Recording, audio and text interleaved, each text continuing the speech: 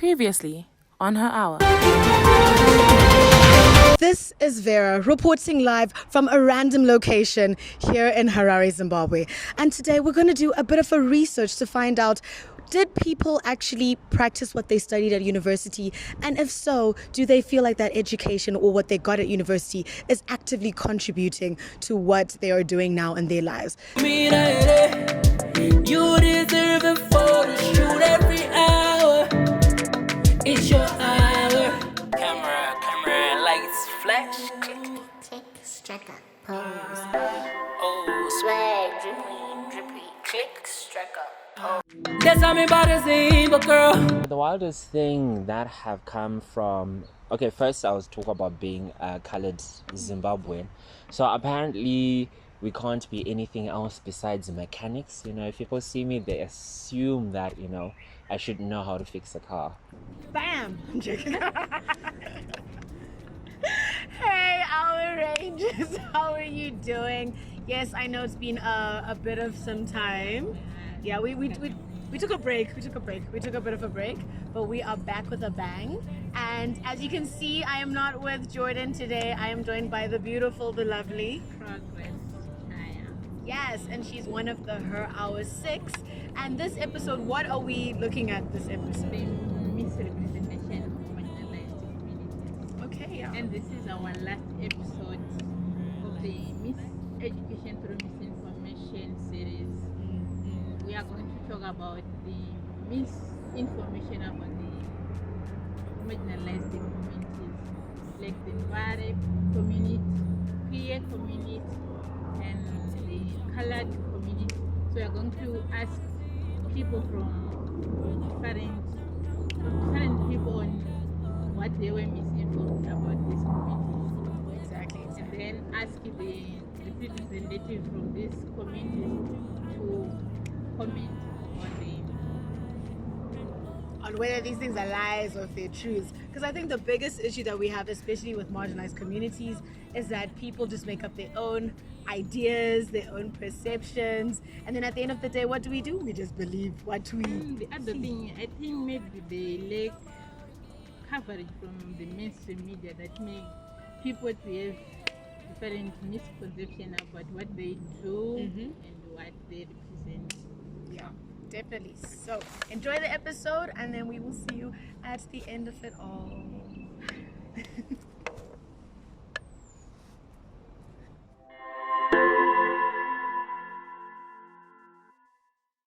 Need to change Mbare from a negative perception to a positive perception. As I see Mbare, I can see Mbare as I can say what they say in the ghetto, like a bigger thing. So when I say a bigger thing, when you come into Mbare, you can have many artists, many talents in the ghetto. So we have many big figures which came from Mbare, which I can say I can appreciate their talents. You find out that since Mbare is a business area, you know, accommodate many people, we have the biggest bus terminus for Zimbabwe. So you find out that dzimwe dzacho mbavha dzinenge zvinzi mbavha dzemunombare vanhu vanenge vachitobva out. So zita rinozoramba rakungopiwa kunzi Mbare akuite, but tikada kutarisa matourists anouya muno matoziva kuti Mbare it's a good place, ine zvinhu zvakawanda. Kana dziri nyaya dzemadrugs, you find out kuti vamwe vanhu vanotobva vachitozvitengesera madrugs muno. But this outcry yemadrugs is not only in Mbare, it's a worldwide pandemic. What I can say is it's not about the place you stay, and it's not about it's about yourself. If you can be you, and if you can take responsibility for your place, things can go good for you. So the negative perceptions inopiwa nevanhu haikwanisi kukudzorodza kumashure kana kuti kumisa zvaunoda kuita. When you wake up in the morning, fix your crown and shine. Vanhu vari right, asi kuti takangokurawo tine kamentality kekuti makaladi ari violence. asi kumbare kunoku tingangoti hakuna vakawanda. Vane nzvimbo yavo zvakafanana nekunana Arcadia uko kwatinoziva kuti ndiko kunogara maColoureds. The wildest thing that have come from, okay, first I was talking about being a colored Zimbabwean. So apparently we can't be anything else besides mechanics. You know, if people see me, they assume that, you know, I should know how to fix a car. It is true for any human being. You know, any human being is capable of violence, but for some reason it is just said coloreds are violent. Do I look violent? What I do with my art, with my other initiatives, I really push forward the idea of me being colored and us being more than the stereotypes. And I'm sure others are also doing that, the whole breaking the barriers within their spheres of influence. But I guess we do need a whole collective movement where, as a colored community, we start pushing the changing of a narrative.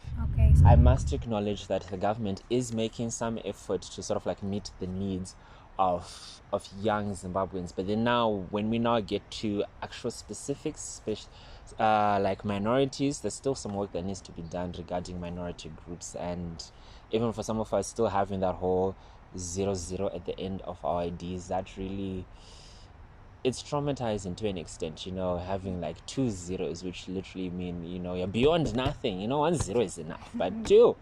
So hopefully if that can be changed, that would be a starting point, in my opinion. Other, you know, races, ethnicities need to get to know us a bit more, you know, so that you can get to see beyond the stereotypes. You know, come hang out with us. You know, we're not all that bad.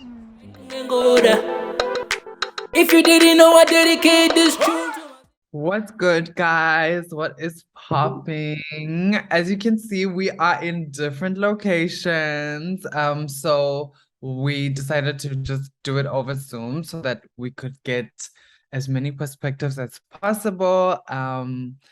So yeah, for now, what we're gonna do is we're just gonna scroll through the comment section of a documentary that I was recently a part of last year, at the end of last year. And it was basically highlighting what it is like to be trans in Zimbabwe. And so we thought it would be great to kind of hear firsthand the kind of thoughts that people have about the community. And just like people's reactions to that video.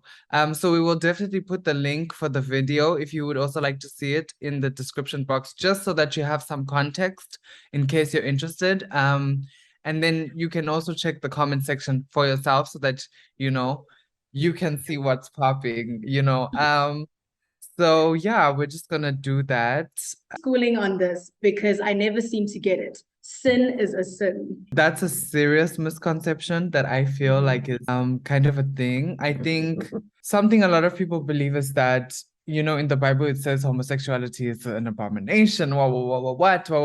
But I've seen a lot of Bible scholars talking about how the term homosexuality was not even something that was conceived when the Bible was written. In the original text of the Bible, it refers to something that is called lechery, which is basically like pedophilia. Someone said, call a spade a spade. There is male and female. The rest is from the devil. I'm just like, whoa, guys, that's a lie. Even in that fact, that's inconsistent, because there is people who are intersex, you know, people who are born with ambiguous genitalia, ambiguous genetics, ambiguous everything. So even in that, people always want to say biology, but biology itself shows us that there is a third sex that is, it's not even a third sex, it's just like so many possibilities of the way that someone can be born in terms of biology. Don't force the country to accept you. Has your family accepted you? Yet you're here trying to convince the whole country and world. Has your family accepted you, Jordan? Oh my goodness. I'm like, that's not even a topic of discussion, guys. Like, in my family, it's taken a lot of time and years, but at this point in time right now, I won't say that people don't accept me. I think it's more of a thing like, we respect each other, you know? And so this also goes back to like a misconception, guys. I think people think by being active and speaking on specific issues, we're trying to force people to accept it. People are going to exist regardless of whether or not we accept them. People are going to exist regardless of whether or not we respect their lifestyle or who they are, their identities, who they sleep with. It's a matter of these people are going to exist, acceptance or not, they're still going to be there. You know what I'm saying? So I think we need to stop thinking that the LGBTQI plus community is forcing the ideals down people's throats as opposed to spreading awareness. So yeah, like we say in every episode, guys, do your research, do your research. Yeah, that's all I can say. I mean, that's all I can say. I'm so happy to see that people are taking this seriously, and I'm so glad that you guys took the time to listen to this. And yeah, so I think that's all. That's all for us, right? That's all for us. We're gonna head back to the girlies who are in the streets asking some more marginalized communities about some of the wildest things people are saying about them. And yeah, like what other ways we can kind of mitigate this misinformation because you It's tired. it's tired.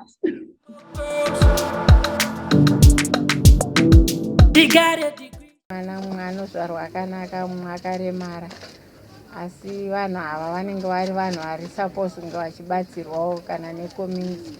Kare taiziva kwanga kune maschools aitoinrola vanhu vakaremara ivava nemadisabilities vaibatsirwa vaidzidziswa mabasa akafanana neemaoko vakadzidziswa kudaro vozopiwawo kana mari yestart yokuti vakwanise kuzvibatsira muupenyu hwavo. My name is Ian Takudzo. I have a lot of platforms to talk about as myself. I don't know which one is more suitable for you, but anyway, I'm a disability rights advocate. I advocate for the rights of people with disabilities here in Zimbabwe. That's the most passionate thing that I do. There's so many theories really. I'll speak from different types of disabilities, really a lot of things. For instance, there are myths that if you sleep with someone with albinism, if you're HIV positive, you become negative instantly. So that's one of the most common myths that I've seen, and I feel like this is so weird. How does this work? So you realize that that myth has also led to abuse, sexual abuse of these people, because someone believes if I sleep with someone with a disability, I'm going to be cured of HIV and AIDS. So that happens as well. Some believe that if you kill people with albinism as well, you can get then to use their parts for some rituals, you get money. You know how it is when it comes to people trying to get the GD6 and all that. So that's how those myths are also affecting people with disabilities. And when you look at other disabilities as well, looking at someone probably with a hearing impairment,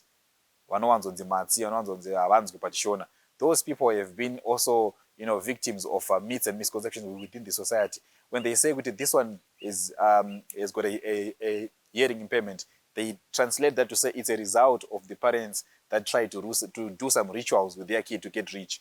So it victimizes the child. So there are a lot of things really that you can hear time and again. So even those disabilities are regarded as cases to a society to say, kana mai vakazara mwana nedisability, it means kuti the family is not happy, the ancestors are trying to communicate kuti mukadzi haaite for the family, or this kid must actually be thrown away, must be killed. So those are some of these things that you wanted to say. In this 21st century, you still see our society really believing and doing such practices. Looking at the terminology, really, it's a very contested area, because some people would say, I would prefer this, I would prefer this. So I will not speak for everyone, because some people prefer other terms. But then we, as Mukundi again, we also look at what is recognized from a constitutional point of view. Recognize that the Constitution of Zimbabwe, even the international documents, including the United Nations Conventions on the Rights of People with Disabilities, which of course Zimbabwe is a signatory to. In 2013, we signed that one. It refers to people. It refers to us as people with disabilities, not people living with disabilities. So there is that confusion where normally people say people living with. You don't live with a disability. I have it. So I'm a person with a disability, which is the correct term. So also look at now that also goes down to different types of disabilities to say. An albino, it's simply someone with albinism. You get it? A deaf person. Yes, you can. Some would prefer that, but the correct term, according to this constitution, will be a person with hearing impairment. The easier way to really refer to people with disabilities is you describe a disability. You get it? It's someone with a hearing impairment, someone with clubfoot, someone with physical disability. That becomes the correct terminology of using it. And some of the derogatory terms that we have seen, especially within the Shona culture, they have been normalized. They haven't even evolved with time. We're still using chimumumu, chirema. You know how when you say someone chirema, if you remember the mpanda from school, mpanda 1 to 20, chi, uruisa munhu munhu chirema, chinoita zvisina nebasa rese chakadai, you're relegating a person to an object. That's why we are saying you can't say chirema. Munhu ane urema. You are therefore describing the disability. So, offhand, these are some of these terms that can be used by people, and I think I've pointed out a few of the correct terms on how to refer to us. In terms of policies, it would be nice to start with the Constitution, which is the supreme law of the land. Section 6 of the Constitution speaks of 2013, of course, from 2013, recognized sign language is one of the 16 official languages that speaks to disability inclusion.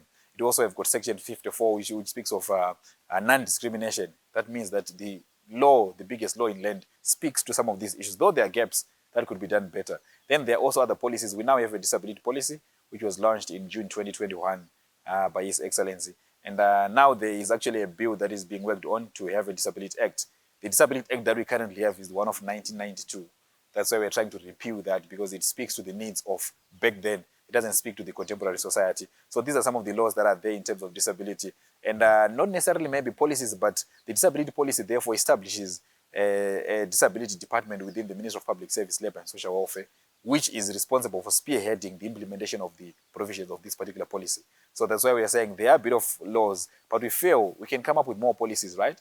And even just to have more and more developments coming through at a national level.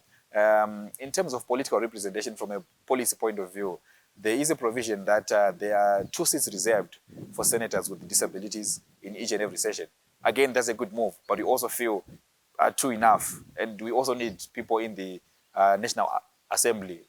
That's where the issues are really discussed. We might want more people to be there, but really there is a starting point. Policies are there, and these are some of them that speaks to what we need. The community is growing. There are so many positives we can take from what has been happening. But again, like I always say, that Zimbabwe, probably we are now known as a country which is good at writing things down, coming up with beautiful policies. I tell you today, if we are to go and implement the National Disability Policy, we have the most inclusive country in the continent or even the world. But then the issue now comes to the issue of implementing what the policy says. Because just to give you highlights of what the policy says, it says that at least each and every company must have 10% of its work staff as people with disabilities.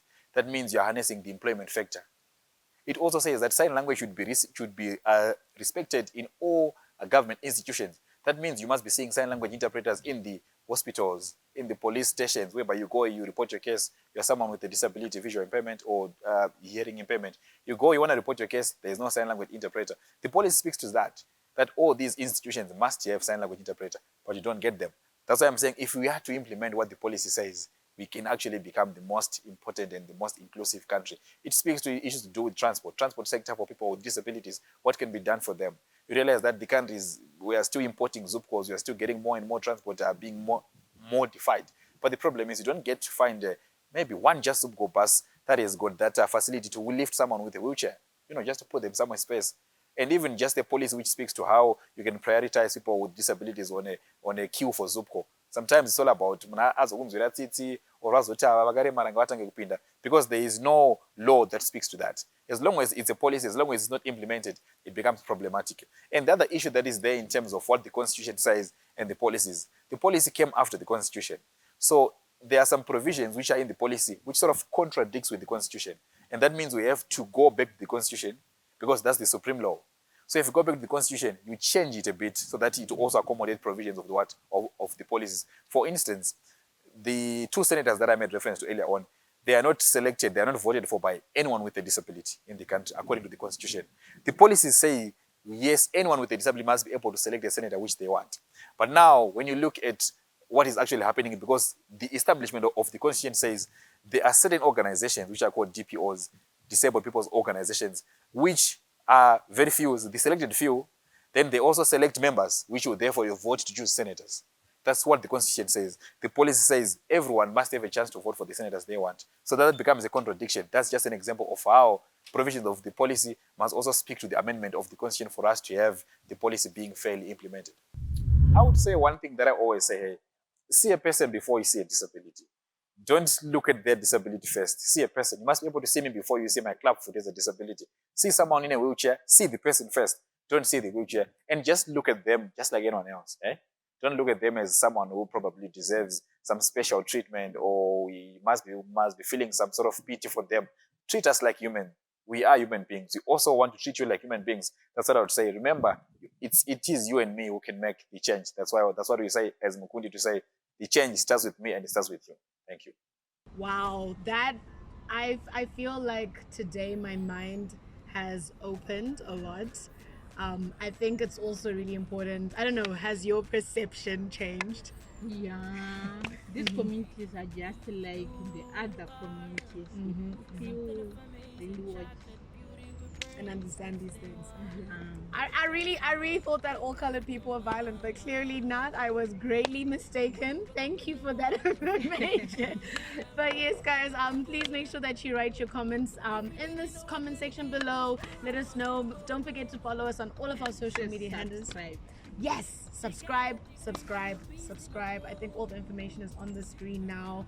But yeah, thank you so much, Progress, for being a part of the thank you, Progress, for being a part of the Miseducation through Misinformation squad. And also thank you to all the other girls that were working behind the scenes, and that's Paida, that's Rachel, Tiffany, Shinga, Laura. Oh my gosh, you guys have and Uncle Blux, yes, the man behind the camera, and of course Tino. We cannot forget our fixer Tino, who is the other man behind, you know, everything. So yes, thank you all so much. And again, thank you to the US Embassy for giving us this amazing opportunity and giving us the funding to explore these different communities, these different spaces, and find out what are we misinformed about and what do people need to do to get more information and to get their facts straight.